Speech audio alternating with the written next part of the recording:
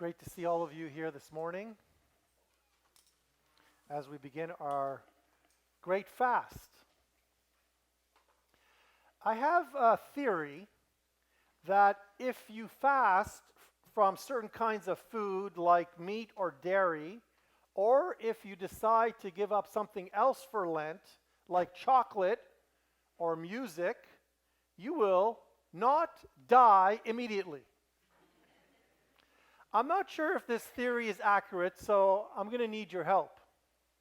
Please raise your hand if you have recently died because you did not eat meat, or because you did not eat chocolate for a few hours, or because you didn't drink coffee for a few days, or because you gave up something else that you were very much attached to and liked.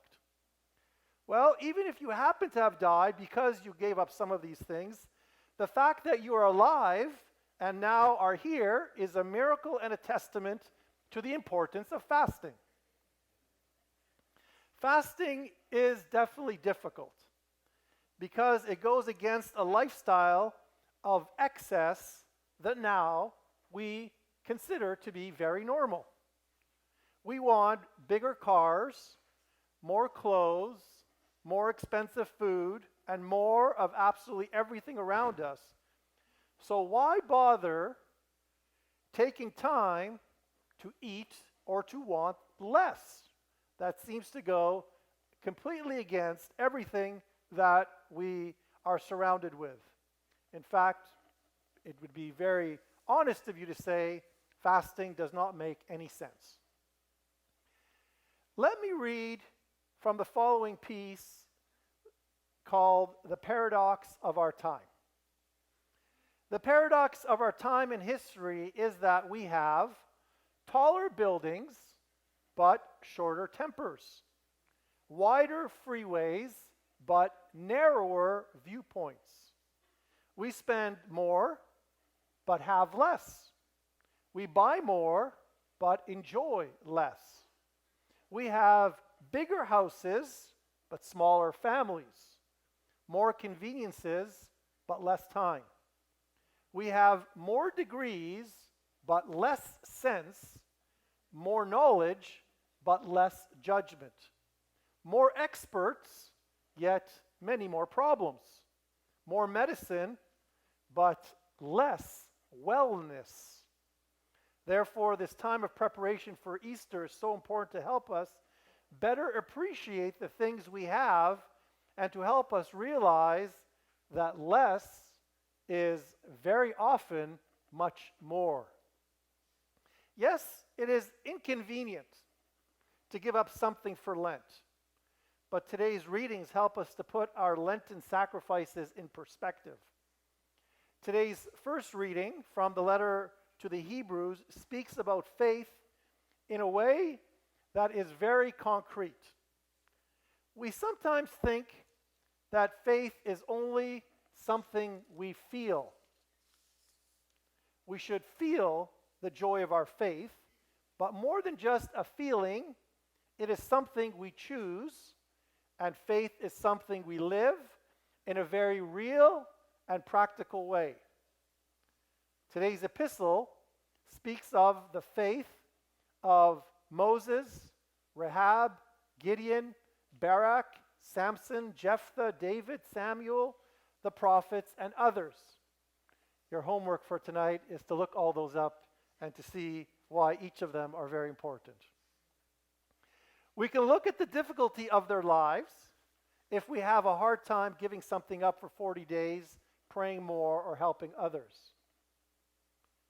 The letter to the Hebrews tells us, in summary of why they were included in today's epistle, some were tortured, refusing to accept release, that they might rise again to a better life. Others suffered mocking and scourging and even chains and imprisonment. They were stoned. They were sawn in two. They were killed with a sword. They went about in skins of sheep and goats, destitute, afflicted, ill-treated. of whom the world was not worthy, wandering over deserts and mountains and in dens and caves of the earth. We should definitely not want to suffer, like this list of suffering that we read, but we should also not be afraid of life's discomforts and inconveniences. Fasting also helps us prioritize the things we think are important. When we wake up, what is the first thing that comes to our mind? Do we first and foremost think of what we are going to eat, or of giving thanks to God for the blessings, the multitude of blessings that God has already given us, and the multitude of blessings that God is preparing for us in the day to come? That's why fasting helps us rearrange our priorities to remind us that we should be hungry for the Word of God, for justice, and for holiness more than we should be hungry for that sizzling steak or burger. That is why we should never think of Lent as a time we inconvenience ourselves by not eating or doing something. That is only the starting point. That is the springboard, if you will. Rather, Lent is a time to reorganize our priorities, to make sure that growing in our faith is more important than our diet and everything else that we have become attached to. To continue this beautiful poem, The Paradox of Our Time, the last part reads, "We also have multiplied our possessions, but reduced our values. We have learned how to make a living, but not a life. We have added years to life, but not life to years. We have been all the way to the moon and back, but have trouble crossing the street to meet a new neighbor. We have cleaned up the air, but polluted the soul. We have learned to rush, but not to wait." We call this the first Sunday of Lent, the Sunday of Orthodoxy, or the Sunday of the icons, because the word icon is the Greek word for image. As we start our fast, it is important for us to keep in mind that we were created in the image and likeness of God. In fact, this is the first message of the book of Genesis. We do not have to worry about our image because God already created us in His image. In today's gospel, Jesus tells Philip, in a rather simple and very straightforward way, and He also tells us the same thing: follow me. This should be our priority in life, above what we eat or how we look. If we live in a big or small house, drive our new or old car, or if our refrigerator is full or empty, these things may change how others view us, but these do not change the image that God has of each and every one of us. How much money we have is not the foundation of our image.